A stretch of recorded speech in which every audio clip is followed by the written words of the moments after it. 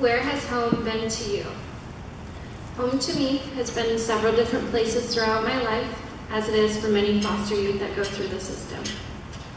I was first placed in foster care at the age of 2 years old. During this time, my biological mom and dad struggled with addiction, and they weren't fit to be my parents. After my father went to prison, and my mom was the primary caregiver for my sister and I, she made the decision to give us a better life and place us in the foster care system. At 2 years old, my journey through foster care started. The day we entered foster care was a story, of course, that was handed down. I was too young to remember, but the story goes, my sister and I were playing in the fridge. We were making a mess, and my mom just had it. She couldn't parent us anymore. She took us to the DHS office, dropped us off with the little belongings we had, in a black garbage bag. I'm sure you guys are familiar with that story. From there, I entered 2 different foster homes until I was adopted at the age of 5. But even with being adopted, I was placed again in the foster care system at 15 years old.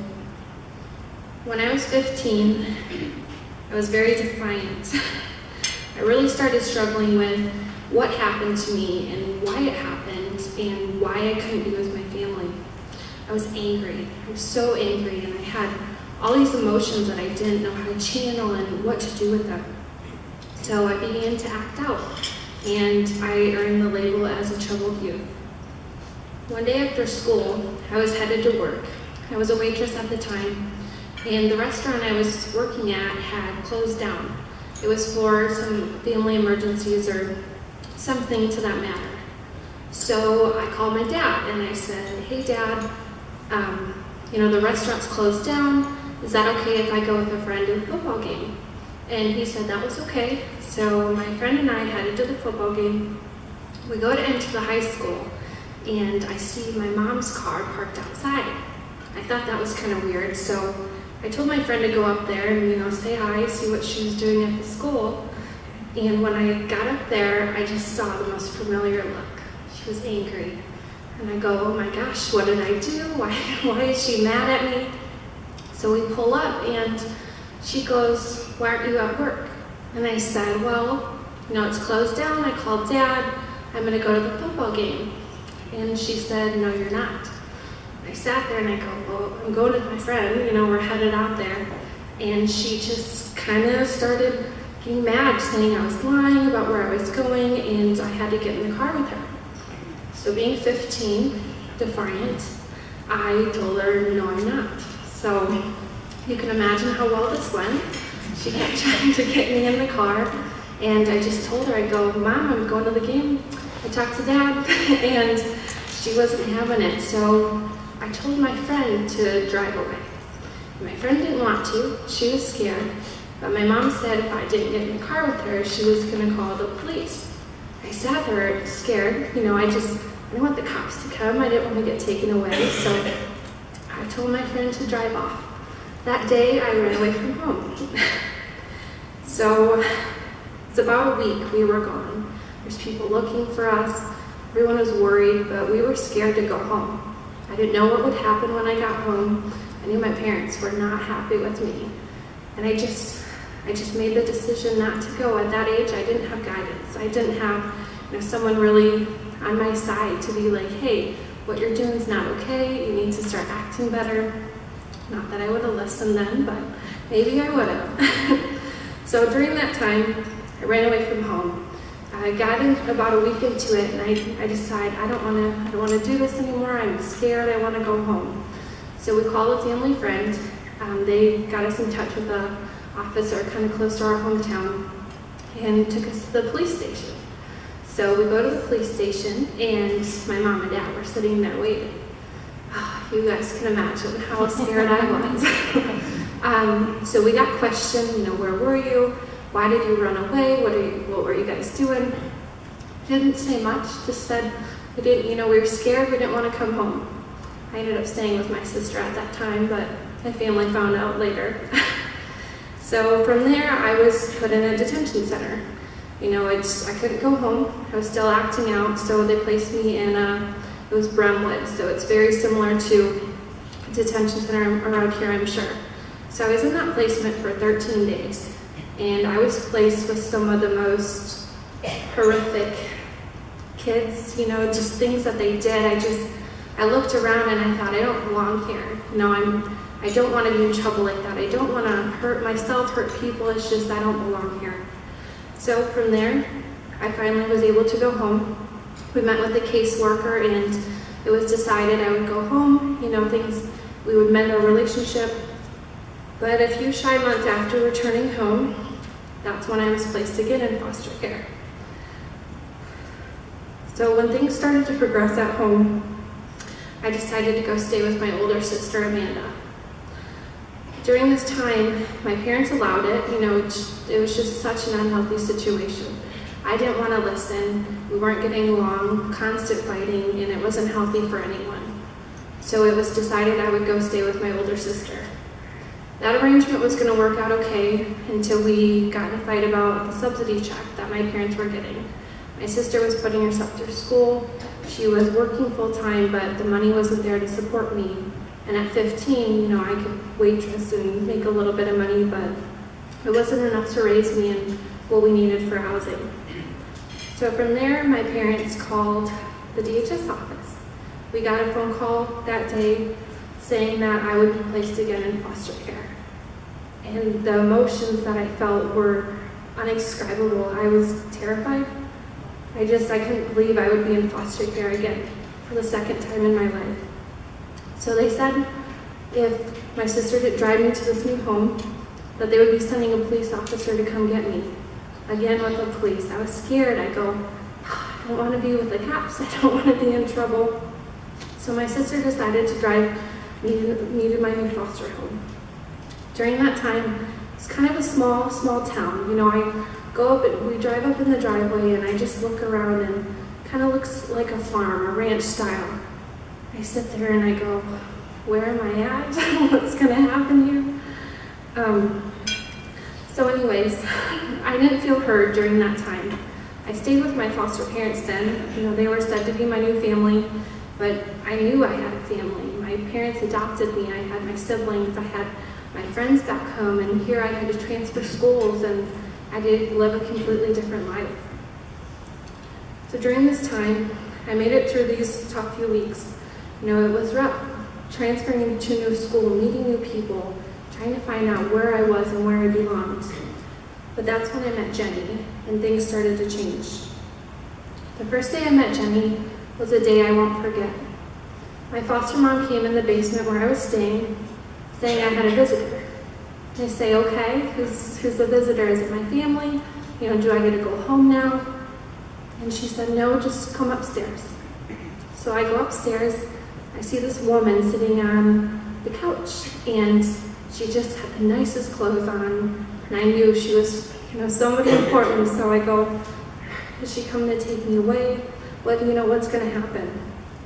But Jenny introduced herself.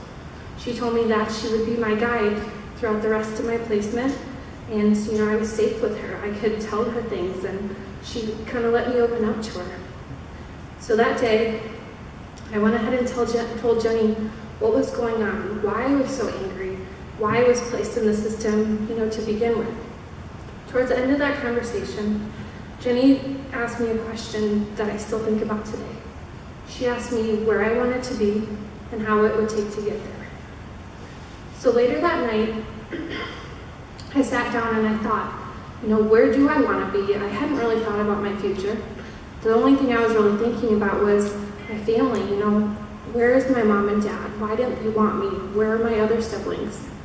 Because I was adopted with my youngest sister, Jessica, but the rest of our siblings were all in different foster homes. So during this time, I wasn't thinking about college. I wasn't thinking about what I wanted to be when I grew up, what I would do professionally. But Jenny kind of had me question that. What do I want? Do I want to be this person? Do I want to keep getting in trouble and being in detention centers and being in foster care till I was 18? And I said, no, I don't. So during this time, Jenny really gave me a voice. She allowed me to tell my side of the story. During that time, there wasn't a lot of people that would listen. I was the troubled girl. I was the one in trouble, and just not making good decisions, and people didn't take me seriously. My parents, they always thought I was lying and that I was doing this and that to get in trouble. But no matter what I did or what my story was, Jenny believed in me. She actually, had my back, and she gave me that courage to keep pushing forward and make good choices and do the right thing. So when it came down to it, I was in this placement for 3 months. During this time, Jenny said it was, time to sit down and take a look at the options. I was faced with 2 choices. Either I stayed in foster care until I was 18, or we started a plan to get me going home and mend the relationship with my family. So during this time, I sat there and I go, okay, I'm 15 years old, I want a cell phone. At the time, I didn't have a cell phone. They took my phone away. So you can imagine being 15, not able to call boys or do anything that I wanted to do. I couldn't. I didn't have a lot of privileges. It wasn't like I was at home and I could leave when I wanted and go out with friends and catch a movie. I was to go to school and come right home. I didn't have communication with my sister, which was so important to me at that time. So that was one of the weight options.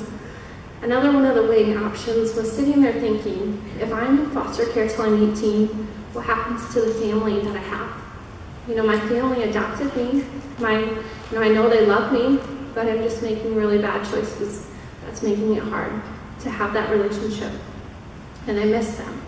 Even though I was so angry that they even put me back in there, and I started to understand that they couldn't control me and there was no other options left. So this was a big eye-opener for me at 15.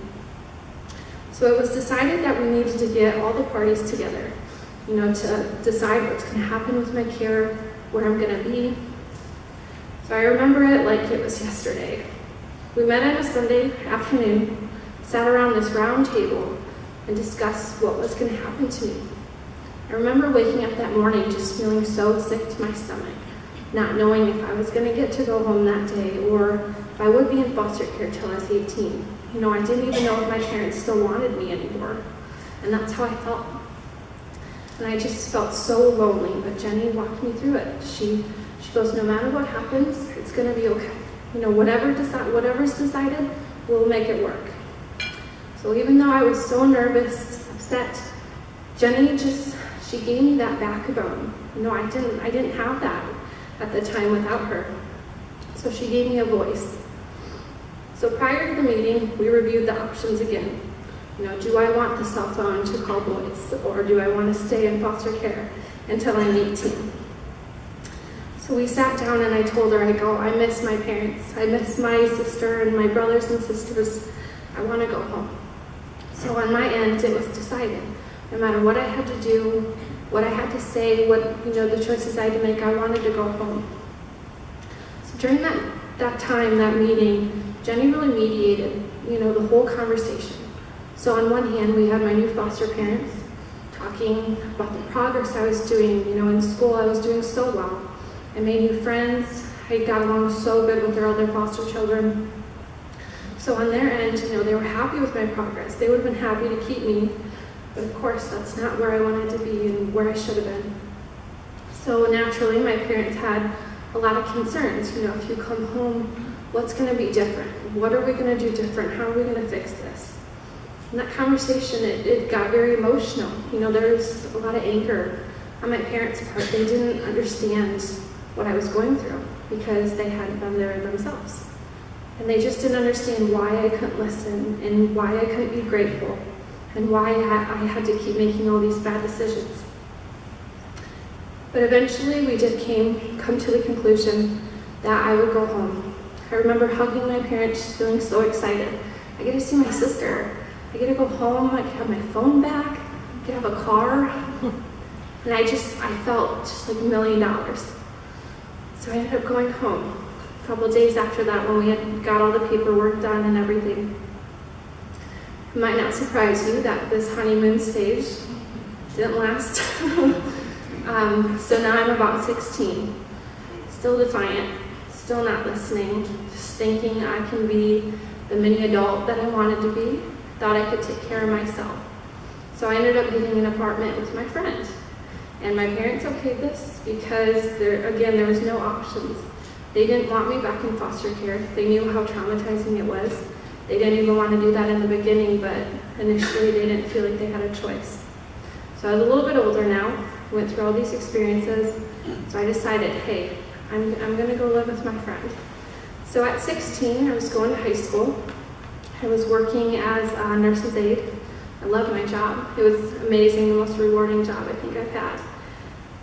But I was raising myself, from 16 to about 17 and a half. I lived with my friend. I paid my own bills. I felt so empowered. I knew I was still a kid and I knew I was young, but I also knew what was going on at home wasn't okay, and I wasn't happy. So during this time, I ran out of money. So I called mom and dad and I let them know, I can't do this. I can't take